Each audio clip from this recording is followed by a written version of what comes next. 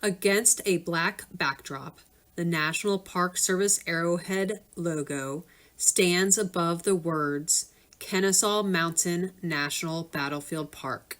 Against a dark gray backdrop are the words, the 157th commemoration of the Battle of Kennesaw Mountain, June 22nd, 1864, the Battle of Kolb Farm, presented by volunteer Andy Cole.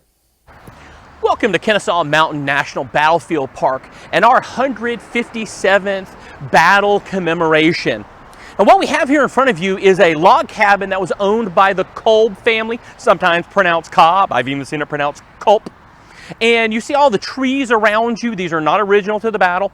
And something that's going to be very important to the battle, though, is going to be the roads that you see, especially the road to the left side of your screen. That's going to be a key part of this battle. Now, additionally, looking around you, this would have been somewhere, it's a working farm, so it would have been much more clear, especially the woods behind me would have been clear cut and actually to the right and left of me. So with that being said, Kolb Farm, this is going to be the reason why we have a Battle of Kennesaw Mountain. See, as Sherman sees the position that he's going to have to assault, he says, I don't want to attack. He knows he doesn't want to attack a head-on attack at Kennesaw Mountain. So he decides to turn the Confederate flank, to go around behind the Confederates, hopefully getting along one of these roads to Marietta. And that's what you're seeing on the left side of your screen right now. You're seeing a lot of traffic that is moving into Marietta. This was originally the Powder Springs Marietta Road, and it is still in use today, greatly expanded as you can see. And this is the direction. Sherman is going to be coming from basically my front behind you, moving towards Marietta. Now what the Confederates did is they realized that Sherman had was moving towards their flank.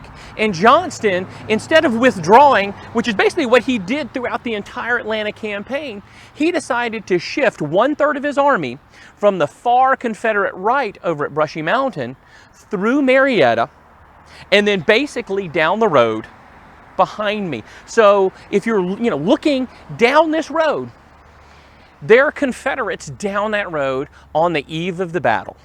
Now the battle is going to be on June 22nd, 1864. So that's 5 days prior to the main battles here at Kennesaw Mountain. Now in this instance, the Confederates are going to be attacking. They are going to be moving down the Powder Springs Road, heading to the Union line. And what will happen is the Confederates are going to put out what are called skirmishers. Skirmishers, their job is designed to screen any attack, to make sure nothing surprises the army. Well, some of those skirmishers will be captured, and the Union Army knows, oh, wait a minute, the Confederates are now in front of us and not over on Brushy Mountain, and they know that an attack is imminent. So immediately the Union line will stop and they will entrench and wait for the late afternoon attack that they know is coming. And on the afternoon of June 22nd, 1864, battle will break upon the Union line. 11,000 Confederates under General Hood's corps will move through basically the right and left of us, moving towards the Union line and attempt to crush the Union flank. Under Generals Hooker, who is the 20th Corps commander, he will have, from your screen, the left side of your screen, he has the left part of the Union line, and then the Union line will actually bend at a 90-degree angle farther back with the 23rd Corps under John Schofield. And the Confederates are going to move into this position. Now, in the trees you see around me, in this area, would have been the 14th Kentucky under Colonel Gallup. And the 14th Kentucky, they're going to be fighting from behind trees in a very untraditional style. It's not linear. They're going to slow down and try and break up some of the Confederate attack.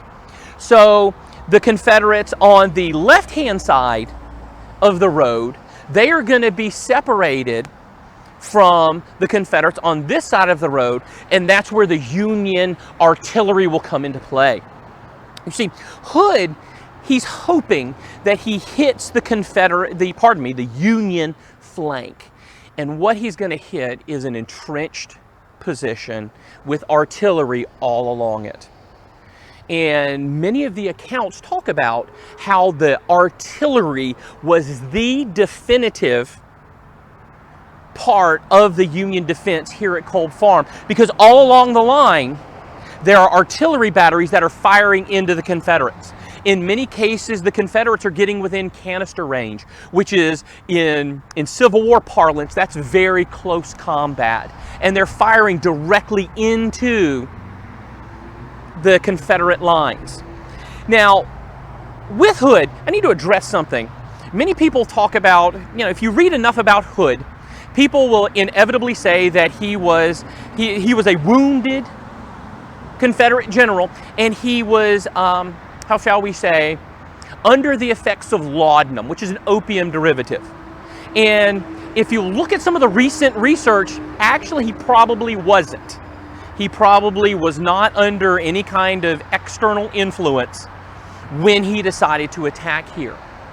Now, as he's attacking, as I said earlier, he's trying to crush the Union flank.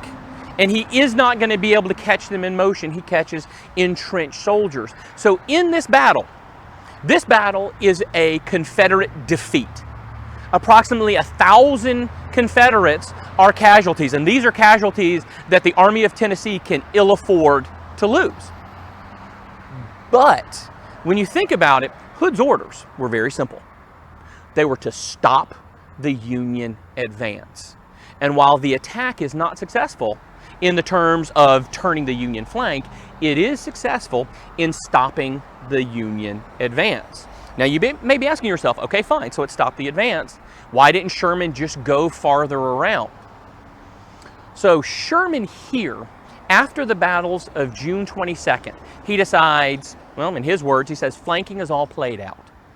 So after the Battle of Kennesaw Mountain, Sherman determines, I'm going to attack the Kennesaw Mountain line. I'm going to break through the Confederate line here. And instead of going around, Sherman is having a hard time supplying his troops. Right now, we're at basically the end of the battlefield park, approximately 8 miles from the visitor center. This is at the extreme limit of Sherman's supply line, as far as he's having a hard time supplying his troops who are at this end of the army. And the reason being is, just like the roads that are here beside me, well, the roads back then are going to be dirt, and they are going to be very much affected by the rain. And about 2 weeks prior to this battle, it had rained constantly. One Confederate general, he said it rained for 40 days and 40 nights, and the ark it rested upon Kennesaw Heights. So when you look at the fact that we're already at the end of the supply line, Sherman has encountered a massive Confederate force, Sherman makes the determination, you know what, let's go ahead and attack now at Kennesaw, hopefully break the line before the Confederates can withdraw even further into Georgia. So I want to thank you very much for my brief talk here about the Battle of Kolb Farm. If you get a chance, please, as you go throughout this anniversary weekend, there are a number of programs that over a myriad of topics. We encourage you to watch any of those. If you get a chance, like us on multiple social media platforms. We're out there. Just hit that subscribe button or hit that like button, and we'll be happy to show you some great content. Thank you very much for attending our program, and have a great day. Against a dark gray backdrop are the words, "Thank you for joining us for the 157th Battle of Kennesaw Mountain." For more programs, please like and subscribe to our social media sites.